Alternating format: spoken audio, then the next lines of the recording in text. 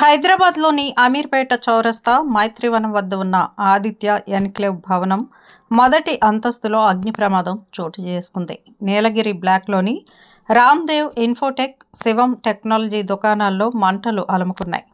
ఈ భవనంలో కోచింగ్ సెంటర్లు ఉన్నాయి. దీంతో ఆయా కోచింగ్ సెంటర్లోని విద్యార్థులు కిందకు వచ్చేశారు. విద్యార్థులను పోలీసులు, హైడ్రా సిబ్బంది నిచ్చెనల ద్వారా కూడా సురక్షితంగా తీసుకువచ్చారు.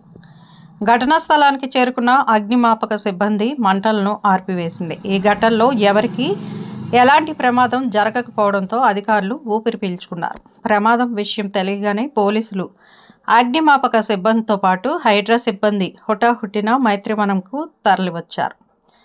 గ్రౌండ్ ఫ్లోర్లోని ప్యానెల్ బోర్డులో షార్ట్ సర్క్యూట్ కారణంగా ప్రమాదం జరిగిందని ప్రత్యక్ష సాక్షులు చెబుతున్నారు. మొదటి అంతస్తు వరకు మంటలు రావడం, పొగలు రెండో అంతస్తు వరకు వ్యాపించడంతో భవనాన్ని ఖాళీ చేయించారు. ఇక 4వ అంతస్తులోని ఓ ఇన్స్టిట్యూట్లో చిక్కుకున్న విద్యార్థులు ప్రాణాలు రక్షించుకునేందుకు బాల్కనీ నుండి కింది అంతస్తులకు విద్యార్థులు దిగారు. పైన చిక్కుకున్న మరికొంతమంది విద్యార్థులను బాల్కనీ నుండి కాపాడే ప్రయత్నం చేస్తున్నారు పోలీసులు, ఫైర్ సిబ్బంది. మైత్రివనంలో అగ్ని ప్రమాదం జరిగిన నీలగిరి భవనాన్ని పరిశీలించారు మాజీ మంత్రి, సనత్ నగర్ ఎమ్మెల్యే తలసాని శ్రీనివాస్ యాదవ్.